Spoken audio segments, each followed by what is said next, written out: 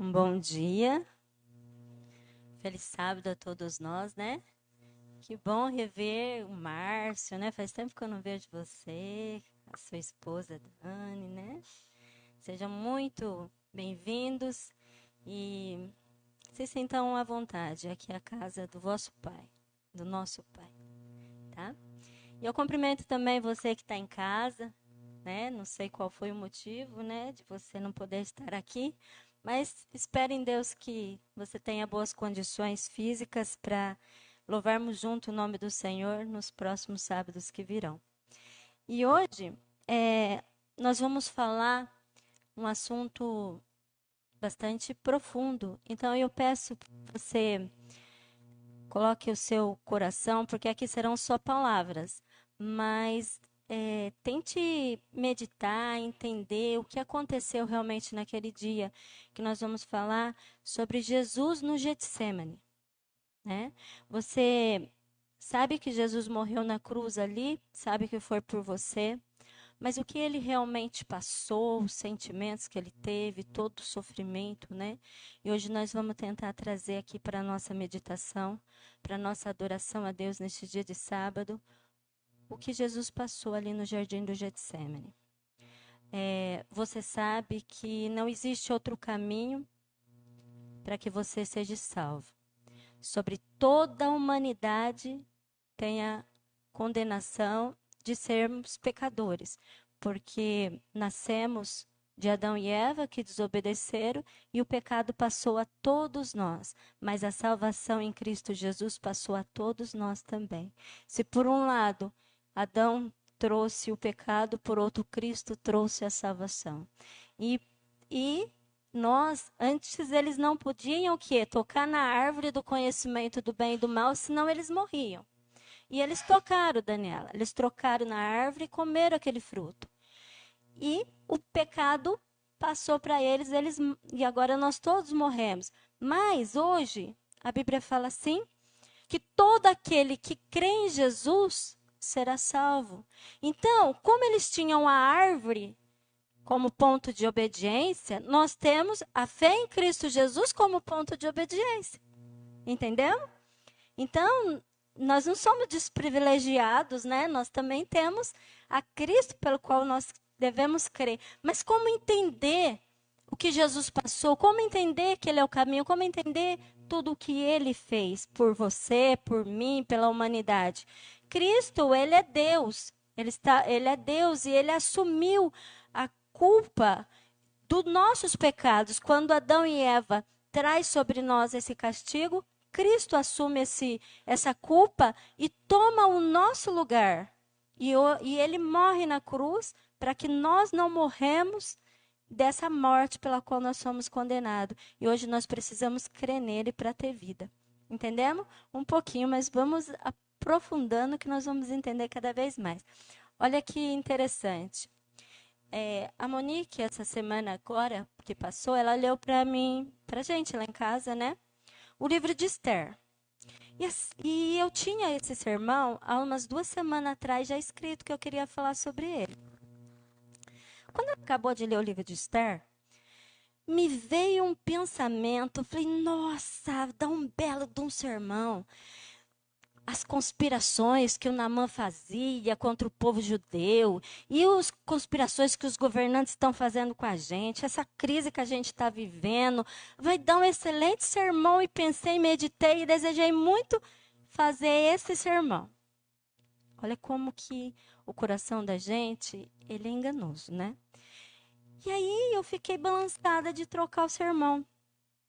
Eu falei assim, ficou muito ótimo esse sermão que eu pensei sobre Esther. E aí eu orei e ali na Bíblia eu li assim. Presta atenção. Não seja como esse povo, sempre com medo de alguém que esteja conspirando contra eles. Esqueça as preocupações que os dominam. Se você quer se preocupar, preocupe-se com o santo. Tema o Senhor dos exércitos dos anjos. Entendemos? Você está com medo das conspirações? Você está com medo da crise? Está lá na minha casa também. Está na tua, está na minha, Está na casa de todo mundo? Você está com medo? Então isso vai para você também. Não seja como esse povo, sempre com medo de que alguém esteja conspirando contra eles. Esqueça as preocupações que o dominam. Se você quer se preocupar, preocupe-se com o santo. Tema o Senhor do exército dos anjos, porque é Deus que vai ajudar você. É Deus que vai me ajudar. É Deus que vai nos ajudar a atravessar esse momento que nós todos estamos vivendo. Agora coloque o seu coração a entender sobre o santo, o Cristo, aquele que salvou a tua vida. Porque quando tudo isso acabar, nós ficaremos e veremos o nosso Salvador nas nuvens do céu. Nós passaremos por todo esse momento. E Deus nos fortalecerá, estaremos com Ele nas nuvens do céu e todos reunidos. Tá bom? Abra sua Bíblia em Mateus 26. Nós vamos ler aqui Jesus no Getsêmani. Essa história aqui de Jesus no Getsêmani, ela está em Mateus 26, está em Marcos 14, está em Lucas 22, está em João. E nós vamos ficar aqui em Mateus 26. E a gente vai ver aqui a incrível luta de Jesus ali no Getsêmani. Um verso aqui é o 36, Mateus 26, o verso 36.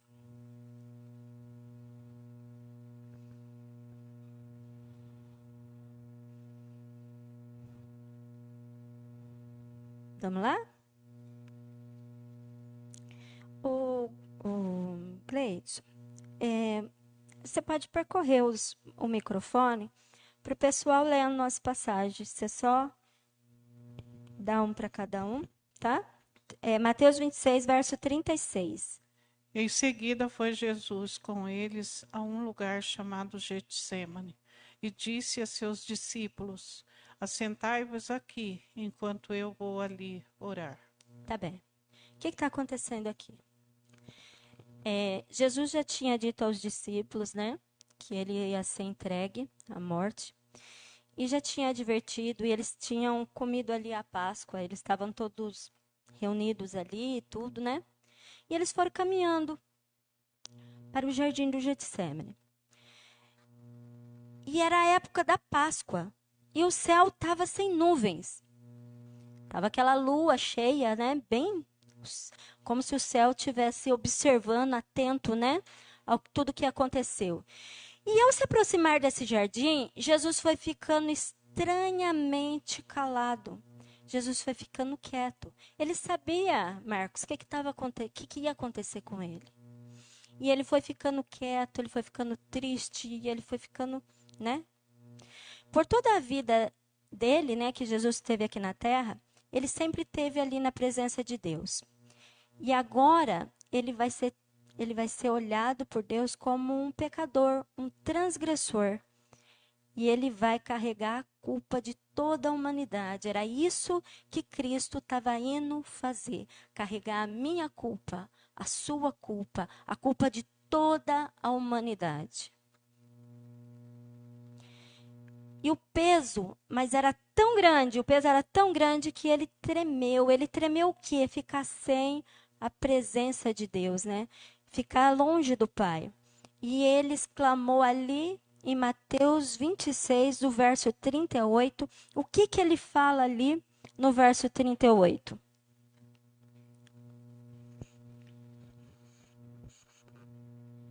Mateus 26, verso 38. Isso. Diz o seguinte: então lhes disse: a minha alma está profundamente triste até a morte.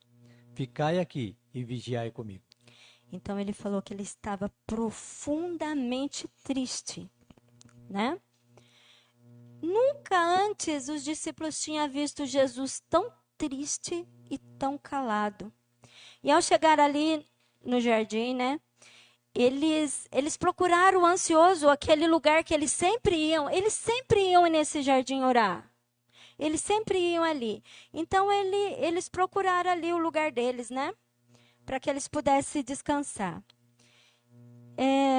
Mas ali o Jesus estava tão tão angustiado e tão cambaleante que ele quase caiu por 2 vezes. Eles tiveram que segurar Jesus. Aí, perto da entrada ali do jardim, ele deixa todos os outros discípulos e ele leva consigo 3. Quem eram esses 3 que ele levou consigo? Pedro, Tiago e João. Ele deixou uns mais na entrada, chegou com outros mais aqui em algum momento, né? Pedro, Tiago e João. Interessante que esse João e esse Tiago, a mãe deles foi lá e falou assim: Jesus, quando você fundar o seu reino, né? Tiver o seu reino, permita que um filho meu assente da sua direita e o outro à tua esquerda.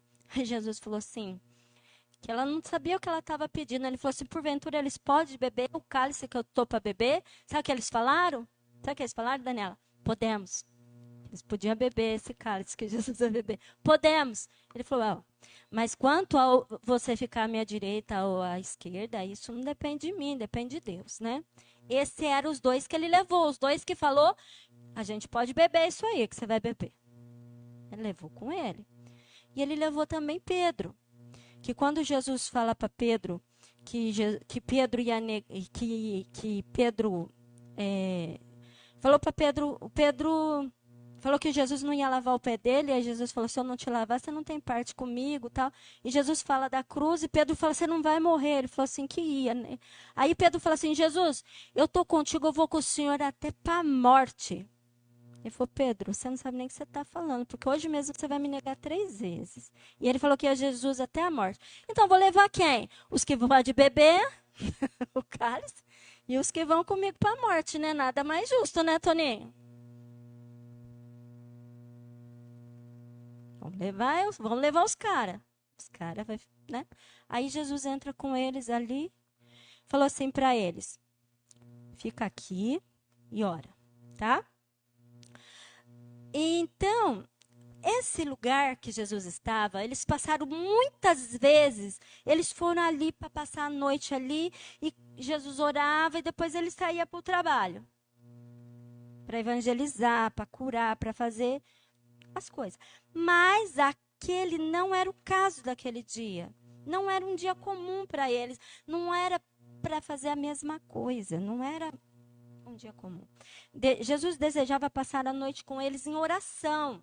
Pediu para eles ficar a noite toda em oração, né? No entanto, Jesus não podia suportar a ideia que eles testemunhassem o que Jesus estava para experimentar. Então, falou: não vou ficar aqui com eles, neste lugar aqui, né? Então, Jesus falou assim: fica aqui, vigia comigo e eu vou mais ali para frente, tá? E ele se afastou um pouco, não tão longe para que eles não pudessem vê-lo, e naquele momento ele cai prostrado no chão. Aí ele sentiu naquele momento que ele estava sendo separado do Pai. O pecado, né, estava separando, e o abismo era tão largo, era tão escuro, era tão profundo que o seu espírito estremeceu. Ele não podia exercer o poder divino que ele tinha. Ele não podia exercer esse poder para escapar daquela angústia. Como homem, ele tinha que passar aquilo como um homem, né? Ele tinha que sofrer as consequências do pecado humano. Como homem, ele tinha que sofrer a ira de Deus contra a transgressão. Olha, não subestime, né? Pensar que o pecado é algo assim tão simples. A culpa que está sobre mim, sobre você, por ser pecador, é algo terrível. Nós somos merecedores da morte por rebelar contra aquele que nos criou, né? Então, Jesus, ele ia tomar sobre si isso. E foi terrível ali aquela tentação que ele passou ali no Getsemane. Por quê? Ali, né? A relação que Cristo ele tinha com Deus era diferente daquela que sempre ele tivera. Espera lá. A relação que Cristo agora, naquele momento, ele estava tendo com Deus era diferente de tudo que ele já tivera com Deus, né? Como nosso substituto, ele estava sofrendo sobre a justiça divina. Antes disso, ele tinha sido intercessor pelos outros. E agora ele desejava que alguém intercedesse por ele. Ao Cristo sentir que a sua unidade com o Pai estava sendo interrompida, ele tremeu que a sua natureza humana não fosse capaz de suportar o conflito. O tentador havia chegado. Satanás estava lá. A última e terrível luta. Se Satanás fracassasse ali, o reino do mundo finalmente se tornaria de Cristo e ele seria derrotado. Se pudesse vencer a Cristo, a terra se tornaria o reino de Satanás e a raça humana estaria para sempre em seu poder. E Satanás disse a Cristo que se ele viesse a se tornar o substituto para um mundo pecaminoso, ficaria no mundo, no reino de Satanás, e nunca mais seria um com Deus. Então, o que ele teria a ganhar com esse sacrifício? Então, ele falou assim, você vai se tornar um pecador, e você vai ficar aqui. Você é Deus, e o que você vai ganhar com isso? Tentando ali, né? Então, ele fez pressão sobre o Redentor, apresentando a situação em seu pior aspecto. Só que, gente, presta atenção. Aqui, nós estamos vendo, assim, palavras. Mas imagina a cena. Os poderes das trevas, tudo ali, para que era uma luta na qual eles teriam que convencer a Cristo para que Cristo não passasse por aquilo. Porque era eles venceria ou Cristo venceria. Era uma luta espiritual muito grande. Entendeu? Então ali chega, né? Imagina. Né? E Jesus sabia que o quê? Que as pessoas que estavam alegando estar acima, né? Da autoridade para ensinar a religião, né? Ele sabia que aquelas pessoas queriam destruí-lo. E ele sabia que os próprios discípulos dele iriam abandoná-lo e que um dos discípulos dele iria trair. Às vezes a gente pensa assim, nossa, Judas traiu Jesus, ficando ali com Jesus, né? Satanás também não fez isso? Estava do lado também e também traiu, né? Não foi? Então, Jesus sabia disso e os poderes ali das trevas, né? E não ia ser fácil para Jesus. Não ia ser fácil o que ele passou. E ele está ali, naquele lugar, né? O coração de Cristo foi transpassado pelo pensamento de que aqueles a quem ele tanto amava se uniria a Satanás em suas tramas. Já pensou? Aqueles discípulos, ele amou tanto, falou assim, agora, se eles se unem a ele para tramar contra a minha própria vida, né? Para tramar contra mim. E ele foi envolvido nesses pensamentos também. E o conflito foi terrível, foi terrível. Os pecados da humanidade pesavam sobre Cristo. E a sensação da ira de Deus contra o pecado estava esmagando a sua vida. O que estava acontecendo aqui? Cristo, ele estava se entregando para que sobre ele caísse todos os pecados da humanidade. Mas quando o pecado caísse sobre ele, Deus viraria e se afastaria dele. Entendeu? Tinha a consequência que era muito grande. Olha, Deus é vida. Você não está sozinho. Em todo lugar que você for, Deus está contigo. Não tem como não estar. Tá bom? Então, assim, ninguém sabe o que é ficar separado de Deus, a não ser Cristo que passou isso. Um dia, se nós não aceitarmos a salvação que Deus está nos oferecendo, Deus virará as costas para nós. E nós vamos morrer. Por quê? Porque Ele é vida. Se Ele sai de ti, você perde o cordão umbilical, te arranca a vida. E é um abismo tão profundo que você não pode imaginar e que Deus não quer que você passe. Que você está aqui para não passar. Eu creio que se você está aqui, é porque você tem fé. É porque o Espírito de Deus trabalha em você. Então, ali, vamos voltar aqui. Agora vamos lá no verso 39. Agora Jesus está em agonia. E ele está ali agarrado no solo frio, como se pudesse evitar que se separasse ainda mais de Deus. Cada vez que Deus se separava dele, ele se angustiava mais. E ele fala ali o verso 39.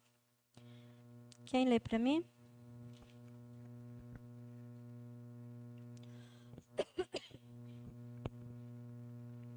Adiantando-se um pouco, prostrou-se sobre o seu rosto, orando e dizendo: Meu pai, se possível, me passe de mim este cálice. Todavia, não seja como eu quero, e sim como tu queres. Dos lábios empalidecidos vem um amargurado clamor. Meu pai, se possível, afasta de mim esse cálice. Mesmo naquela circunstância, ele acrescentou assim: contudo, não seja como eu quero, mas sim como tu queres. Estava difícil. Imagina uma taça. É simbólico aqui, mas imagina uma taça cheia de algo bem amargo. E você tem que beber até o fim. Vamos supor que tenha uma quantidade grande. Já tomou boldo? Aqueles boldo amargo? É horrível, né? Mas vamos supor que você tenha um litrão grande para beber. E ali é o que Cristo está bebendo. Ele vai bebendo, e aquilo vai enjoando, aquilo vai vomitando, e aquilo vai ficando digesto, quer pôr para fora, mas tem que pôr para dentro. Volta, tem que engolir, e Cristo está engolindo aquilo tudo. Está vindo sobre ele, dessa forma. Ele falou: meu pai, se possível, afasta de mim esse cálice. Está difícil. Mas que não seja que seja a tua vontade que seja feita. E ali ele vai bebendo cada golo. Do meu, do teu, de toda a humanidade. E ele almejou naquele momento a simpatia humana. Ele falou assim, o coração humano, ele almeja a simpatia quando ele está no sofrimento. Quando você está sofrendo, você quer que alguém se compadeça, né? Você quer uma palavra amiga, alguma coisa assim. E ele almejou aquilo ali, no fundo do seu ser. Aí ele falou assim, pensa, né? Ansioso por ouvir as palavras de conforto. Ele foi para perto dos discípulos. Quem eram aqueles discípulos que ficaram aqui? Quem eram os 3? Quem era? Muito bem. E ele desejava muito ver que eles estavam fazendo o quê? Orando. Não, dormindo foi que ele viu. Ele desejava muito ver que eles estivessem orando por ele. Aí, né? Como parecia sombria, né? A malignidade do pecado. Era terrível a tentação. Deixo a raça humana levar a sua culpa? E ele, né? Eu sou inocente, compareço diante de Deus ali, não tenho culpa nenhuma, né? E cada um que beba do seu cálice, né? Ele não podia ter feito isso, Valentim? Podia.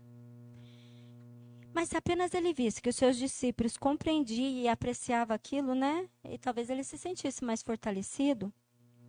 Entretanto, eles os encontrou de que forma? Hein, Monique? Como eles encontrou? Dormindo. Se tivesse encontrando buscando refúgio em Deus para que as forças satânicas não fossem vitoriosas sobre eles, Cristo teria ficado fortalecido. E eles não atentaram para sua advertência, vigie e ore. Não era a intenção deles de abandonar a Jesus, mas eles estavam paralisados ali, os olhos pesados, né? Se eles tivessem ali continuado suplicando a Deus, talvez eles teriam conseguido. Mas eles se entregaram ao sono. Quando o Salvador mais precisava das suas orações, eles estavam dormindo. Os discípulos acordaram, né? Quando viram Jesus falando com eles, que Jesus vem ter com eles, né?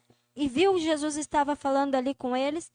Eles olham para Jesus ali, mas não reconheceu Jesus, pois o seu rosto estava transformado pela angústia. Vamos ler?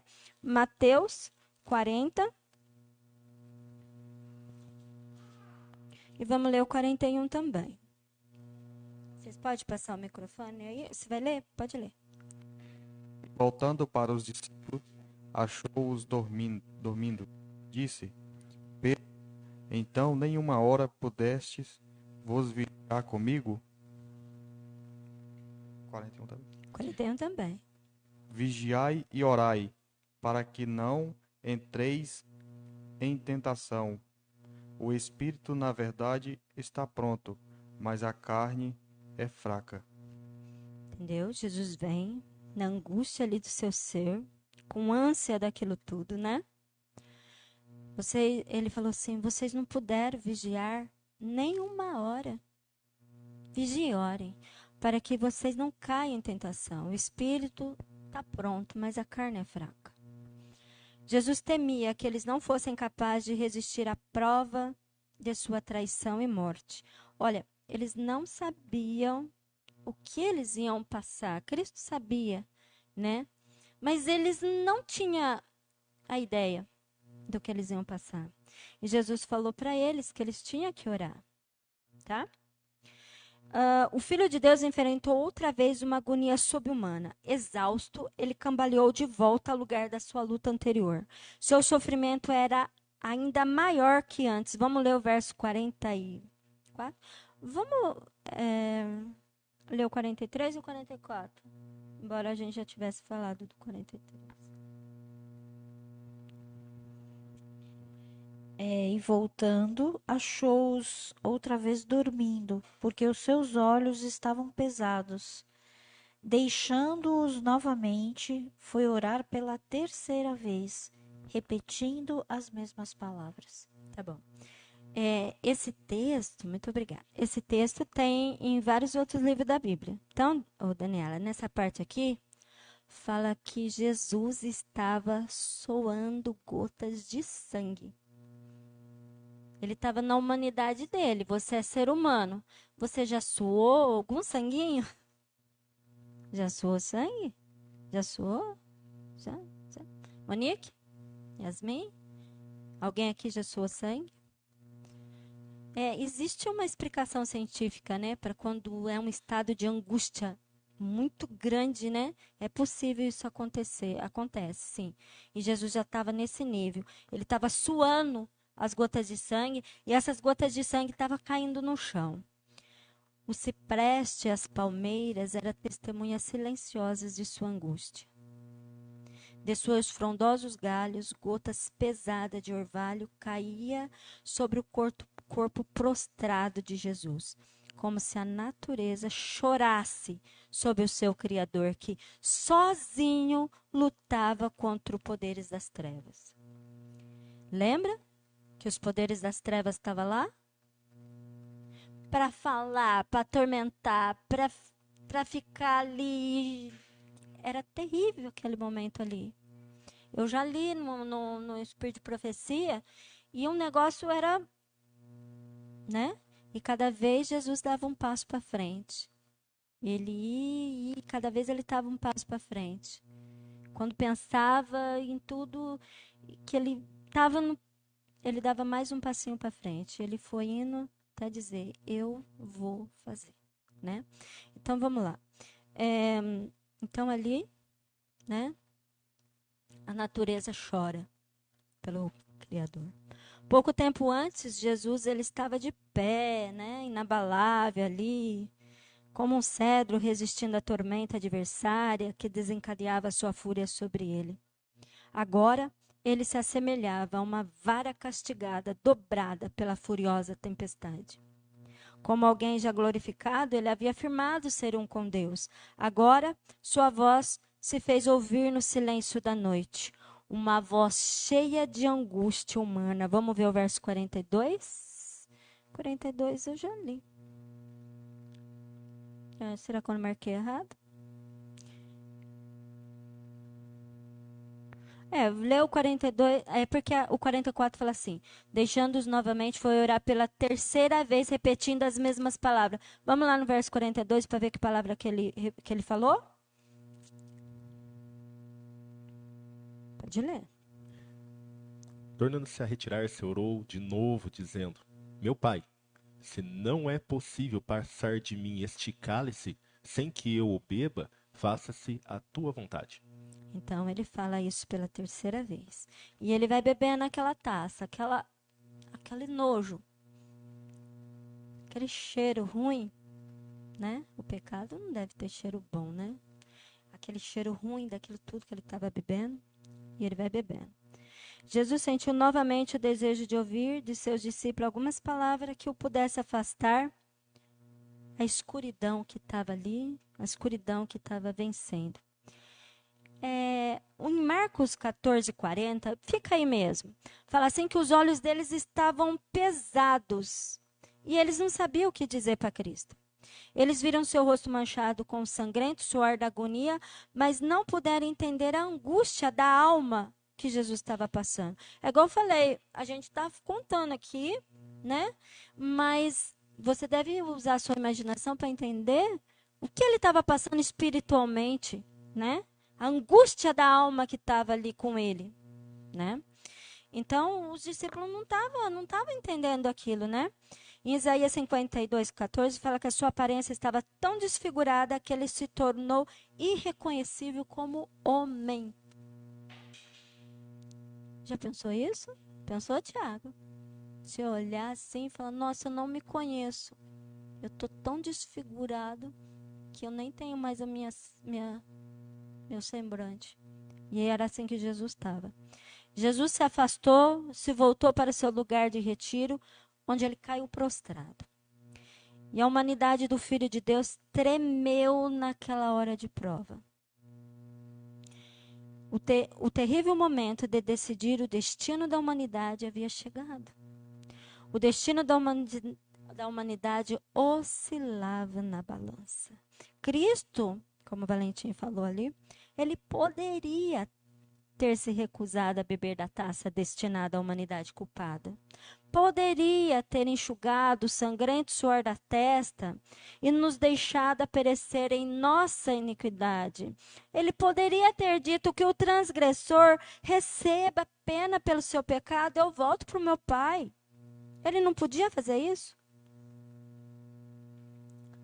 Terá o inocente, que era ele, né, sofrer as consequências da maldição do pecado, a fim de salvar o culpado? Mas as palavras que saem de seus lábios são: meu Pai, se não for possível afastar de mim este cálice sem que eu beba, faça-se a tua vontade. Não tinha quem fizesse isso por você, a não ser Cristo. Deus não quer que você viva isso, que você passe por isso. Por isso é tão necessário você entender a salvação em Cristo Jesus. É tão necessário você entender a graça. Nós estamos sendo libertos de ficarmos afastados de Deus e sofrer a morte eterna. Porque as pessoas que morreram estão dormindo, estão descansando. Você não sabe o que é deixar de existir para sempre.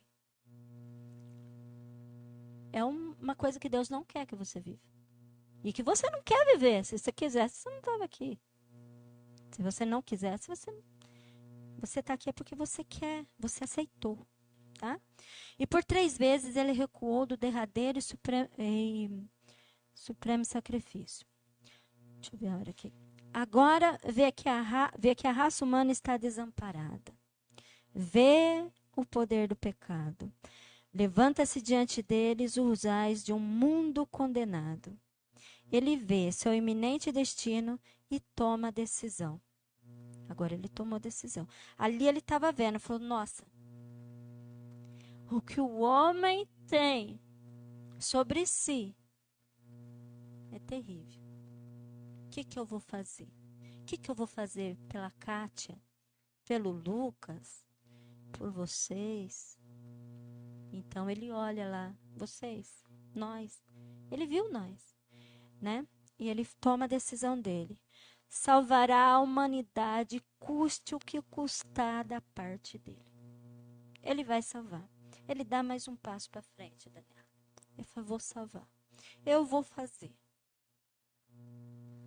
Eu vou me entregar. E ali, Jesus, ele é Deus, ele tinha deixado as cortes celestiais para salvar um mundo que havia caído pela transgressão. E ele não se desviaria de sua missão. Ele, havendo tomar essa decisão, ele cai novamente agonizante ali no chão. Aonde estavam os seus discípulos? Para que o amparasse com as suas mãos a cabeça do mestre? E o Salvador pisou sozinho no lagar, né? Não havia ninguém do povo que ele veio salvar. O povo que ele veio salvar, não tinha ninguém com ele. Lembra que Pedro falou, vou com o senhor até para a morte? Lembra que João e Tiago falou, nós podemos beber esse cálice? Mas não tinha ninguém lá, viu, Márcio? Nenhum. Ninguém. Deus sofre ali com seu filho. O pai está sofrendo. Deus sofre ali com seu filho. Anjos testemunham a agonia do Salvador. E houve aquele silêncio no céu. Nenhuma harpa foi tocada. Em silêncio e dor, a hoste angelical observava o Pai afastando seus raios de luz, amor e glória do seu amado Filho. Já pensou os anjos com a mão na boca, vendo o Pai se afastar do seu Filho? Pois Deus estava vendo ele como um pecador. Ai, se não fosse Jesus, nós não estávamos nem aqui, né? Satanás e seus aliados ali na obra do mal olhava tudo com atenção. Qual seria a resposta à oração de Cristo repetida por 3 vezes? Se não é possível, né? Se não é possível passar esse cálice sem que eu beba, né? Que faça-se a tua vontade. Os poderes das trevas ali olhavam. Na tremenda crise, quando a misteriosa taça tremia na mão do Salvador, o poderoso anjo que ficava na presença de Deus, ocupando a posição na qual Satanás caiu, veio estar do lado de Cristo. Mas ele não veio ali para tirar a taça da mão de Cristo, mas ele veio para fortalecê-lo, com a certeza do amor do Pai.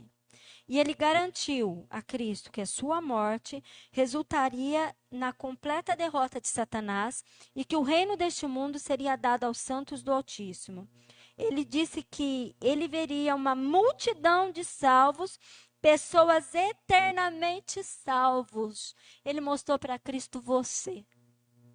Ele mostrou, Jesus, olha lá, na igreja de Casa Branca. Vê? Ele mostrou para Cristo você. E Cristo te olhou ao longo dos séculos. E ele viu você. Ele viu sua fé. Ele viu seu amor. Ele viu sua aceitação, sua entrega. E como a oração de Cristo foi respondida. A agonia de Cristo não cessou. Mas a depressão que estava sobre ele, o desânimo deixaram ele. E a tormenta, ela não tinha diminuído, mas ele foi fortalecido para enfrentar sua fúria. Uma paz celestial se delineava em seu rosto manchado de sangue. Havia suportado o que nenhum ser humano jamais poderia suportar, pois tinha provado os sofrimentos de morte por todos os seres humanos. Nós estamos falando de morte eterna. De você nunca mais existir. E ele tinha provado ali, assumido toda a nossa culpa, né? E ele bebeu aquela taça, com ânsia, voltando, com gosto e cheiro insuportável. E ele foi bebendo. E a cada gole que ele dava, era um passo à frente que ele dava. Cada vez que esvaziava, era um passo à frente que ele dava. Eu vou fazer. Eu estou fazendo, né? Os adormecidos discípulos de repente acordaram e viram o anjo. Eles ouviram sua voz falando com palavras de conforto e esperança ao Salvador. Agora já não temia pelo Salvador, ele estava sob os cuidados de Deus. Novamente os discípulos cederam ao estranho estupor que os dominava. Aquele sono, eles cederam de novo. E outra vez Jesus os encontra dormindo. Olhando com tristeza para eles, Jesus disse... Vamos ler. Acho que nós já lemos ou não? 45 e 46. Vamos ler? Não, nós não lemos, não. Vamos lá. 45 e 46. Então chegou junto dos seus discípulos e disse-lhes: Dormi agora e repousai. Eis que é chegada a hora e o Filho do Homem será entregue nas mãos dos pecadores. Levantai-vos, partarmos. Eis que é chegada o que me traí. Leram aí? Enquanto ele ainda falava, ouviu os passos da turba à sua procura e disse: Levanta-se, vamos. Aí vem aquele que me trai. Já pensou? Nenhum traço de angústia da sua recente agonia era visível ali quando Jesus se adiantou para encontrar seu traidor. A quem vocês estão procurando? E eles respondeu: a Jesus de Nazaré. Jesus respondeu: sou eu. E ao pronunciar essas palavras, o anjo que viera ajudar Jesus se colocou entre ele e a turba. Gente, presta atenção aqui uma coisa. Quando nós lemos lá no início, que a gente tinha que ficar com medo das conspirações, porque elas está escrito, elas irão acontecer, que a gente tem que se preocupar em estar com Deus. Ninguém vai tocar em nós se Deus não permitir. Uma coisa que você tem que entender é que você deve aprender de Deus, se posicionar do lado de Deus e Ele te defenderá. Ninguém vai tocar em você se Deus não deixar que você seja tocado por alguém. E se Deus permitir que você for tocado, não tem o que fazer. Mas Ele não vai permitir. Então aqui, quando vem aquela polícia toda para pegar Jesus, um anjo se para ali. E, tipo, eles estão vindo, o anjo vem, posiciona do lado de Cristo. Tipo, não vai levar. O que Cristo faz? Para o anjo entender que ele ia com eles e eles iam levar ele para a morte de cruz. Cristo dá um passo para frente. E o anjo respeita. Entendeu? Cristo dá um passo para frente. Porque se ele não desse, quando aquele anjo se posicionou ali, uma luz tão forte, uma luz tão grande, e uma força veio contra aquele povo que todos caíram. Judas também cai. Ninguém ia pegar Jesus se não fosse permitido. E Jesus se adianta um passo à frente. Aí a força do anjo recua. Entendeu?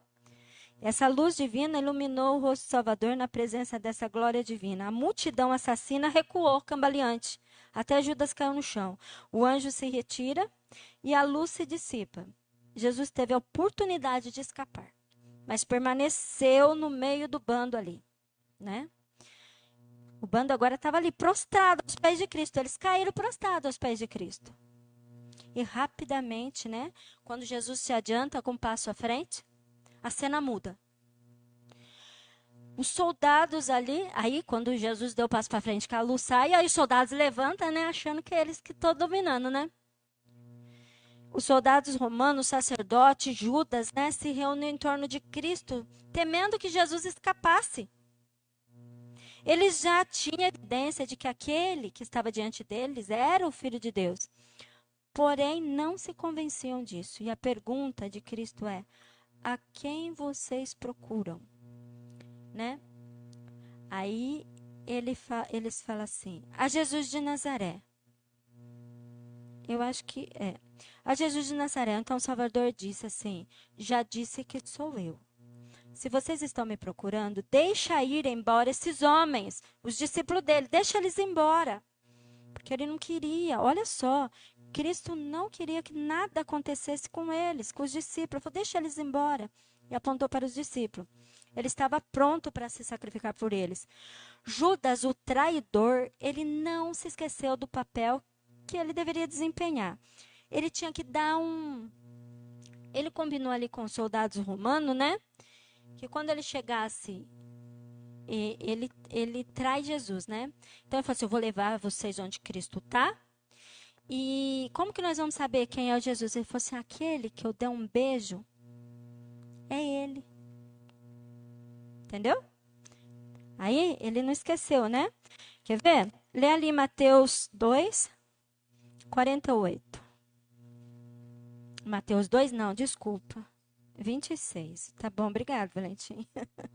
Tinha que dar minhas erradas. Mateus 26, 48. Ora, o traidor lhe tinha dado este sinal: aquele quem eu beijar é esse, prendei-o. Entendeu? Então, ao chegar perto de Jesus, tomou sua mão, tomou a mão de Jesus como se fosse um amigo familiar com essas palavras: salve, mestre. Ele beija Jesus por várias vezes, parecendo chorar, como se simpatizasse com Jesus naquela situação de perigo. Jesus disse: amigo, o que traz? E com voz trêmula de dor acrescentou: Judas, com esse beijo você está traindo o filho do homem. Lá em Lucas 22, 48 está nessas palavras. E esse apelo deveria ter despertado a consciência do traidor. Mas a hora presta atenção isso aqui, gente. Esse apelo deveria ter despertado a consciência do traidor, mas a honra e a ternura humana já o havia abandonado. Ele havia se entregado a Satanás e já não tinha poder para resistir a ele. Olha, eu fiquei com isso na cabeça. Ele se entregou a Satanás e agora ele já não era dono mais de ter vontade própria. Às vezes nós conhecemos algumas pessoas que cabeça dura, né? Às vezes ela se entregou tanto ao mal que ela não tem mais vontade própria, né? E assim era a situação de Judas. E aí, e que não seja também, né, de nenhum de nós, né?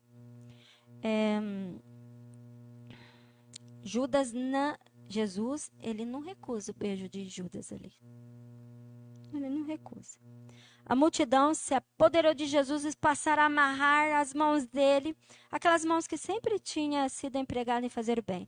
E os discípulos ficaram decepcionados e indignados ao ver as cordas trazidas ali para amarrar as mãos daquele ele amava. Presta atenção. Jesus está com as mãos amarradas. Enfurecido, o Pedro, quem que era Pedro? Um dos discípulos, tá? Enfurecido, Pedro, ele puxa da espada, eu acho que é da espada dos que vieram, né, com espadas, né? Ele puxa da espada e corta a orelha do servo do sumo sacerdote. Ao ver o que aconteceu, Jesus soltou as mãos. Olha, Valentim. Jesus soltou das mãos e tocou ali na orelha do soldado. Quer ler? Mateus 26, 52 e 53. Lê lá. Então Jesus lhe disse: embainha a tua espada, pois todos que lançam mão da espada, a espada perecerão. Acaso pensas que não posso rogar a meu Pai, e ele me mandaria nesse momento mais de 12 legiões de anjos? Entendemos? Lembra que eu falei? Que você só precisa estar com Deus? Que o cuidado e a proteção, Ele que faz em ti? Então Jesus disse a Pedro, guarda a tua espada. Pois todos os que empunham a espada, pela espada morrerão. Você acha que eu não posso pedir para o meu Pai? E Ele colocaria imediatamente à minha disposição mais de 12 legiões de anjos, uma legião para cada discípulo. E os discípulos pensaram assim, por que não salva então a si mesmo? E nós também, né? Também a nós, né? Respondendo a esse pensamento não expresso, Jesus acrescentou as palavras que ele leu ali no verso 54. Como então se cumpriria as escrituras que dizem que as coisas deveriam acontecer dessa forma? Acaso não haveria de beber o cálice que meu pai me deu? Os astutos sacerdotes, os anciões, haviam se juntado à polícia do templo e a Peble para seguirem Judas até o Getsêmani. Que companhia, né? Para aqueles dignatários se unirem. Um bando armado, viu, Natan? Um bando armado de todo tipo de instrumento, como se estivesse à caça de um animal selvagem. Virando-se para os sacerdotes e anciões, Cristo pronunciou palavras que ele nunca esqueceram. Agora nós vamos sair aqui lá para o Lucas. Nós estamos quase terminando, gente, mas falta só um pinguinho. É Lucas 22. Você vai encontrar essa história nos livros aqui de Mateus, Marcos, Lucas. Então, cada um fala um pouquinho mais claro, outros nem tanto. Mas todos eles falam. Lucas 22, o verso é o 52 e o 53. Então, dirigindo-se a Jesus, aos principais sacerdotes, capitães do templo e anciãos que vieram prendê-lo, disse: Saíste com espadas e porretes como para deter um salteador? Diariamente, estando eu convosco no templo, não puseste as mãos sobre mim? Esta, porém, é a vossa hora e o poder das trevas. Ele falou assim: estou chefiando alguma rebelião para que vocês tenham vindo a mim com espadas e varas. Todos os dias eu estava lá no templo, né? Vocês não me fizeram nada. Mas essa é a hora de vocês, né? As trevas reinam. E os discípulos ficaram aterrorizados de ver Jesus se deixar prender e amarrar. Mas nós vimos que Jesus não estava amarrado, né? Ele curou a orelha do soldado ali, do sumo sacerdote. Ficaram ofendidos por ele ter permitido essa humilhação para si e para eles, os discípulos, né? Não podiam entender sua conduta e o culparam por ter se submetido a tudo aquilo. Em sua indignação e temor, Pedro propôs que salve-se a si mesmo. Segundo a sugestão de Pedro, todos os discípulos o abandonaram e fugiram. Então, aqui foi a nossa meditação. A salvação para você é de graça, mas custou muito caro para quem te ofereceu, para quem pagou, tá? Então, reflita sobre o sacrifício de Jesus, deixa que o Espírito Santo trabalhe no seu coração. Todos os discípulos abandonaram porque eles não entendiam a grandeza daquele momento. E agora a minha pergunta para você, para mim também, né? Agora que eu ouvi, você também ouviu, percebemos, né? Tudo que Jesus passou ali, ainda Jesus vai para a cruz, viu, Daniela? Aqui ele só passou ali a noite do Getsêmani. Agora vai acontecer toda a cruz, tá? Então, agora a minha pergunta aqui. Cristo passou tudo aquilo por mim e por vocês. E agora? O que eu e você vamos fazer? Vamos abandonar ele? Vamos fugir? Vamos deixar de estar aqui o adorando? Vamos deixar de estar aqui fazendo a parte que ele falou para a gente fazer, que era vigiar e orar? Você foi convidado, nós estamos aqui em família, esperando todas as coisas acontecer o seu desfecho, né? Não vamos abandonar a Deus, não vamos abandonar a nossa fé, né? Não vamos ser fujões, vamos ficar aos pés da cruz e entender um pouco mais, cada vez um pouco mais. E como Cristo vai dando um passo a mais, vai dando um passo a mais, vai aprendendo mais, vai se fortalecendo mais, vai agarrando mais e vai seguindo para frente. Tá bom? Então, ô Tiago, nesse momento, cada um, sentado aí no seu banco, vai fazer a sua oração pessoal. Eu não sei o que você entendeu, o que significou isso para você, mas eu quero que você converse com Deus, tá? E eu vou fazer a minha também. E você de casa também, ore. Ore, vigia, ora, que chegou o momento da gente acordar para a realidade que está passando diante dos nossos olhos. Oremos. Vamos orar?